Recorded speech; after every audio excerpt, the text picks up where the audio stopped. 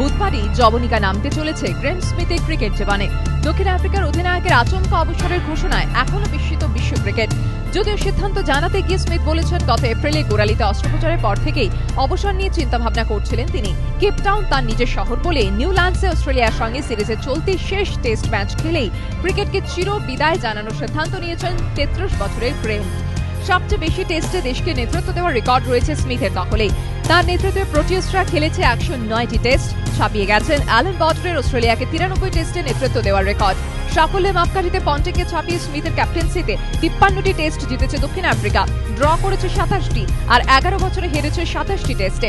তবে ক্যারিয়ারের 117তম টেস্ট ম্যাচে প্রথম ইনিংসে মাত্র 5 রানে ফিরে যান স্মিথ। 9262 রান আর 27টি সেঞ্চুরির মালিক বাঁহাতি ওপেনারকে নিছক ব্যাটসম্যান নয়, অধিনায়ক হিসেবেই বেশি সমীহ করেছে ক্রিকেট মহল। এবিপি আনন্দ।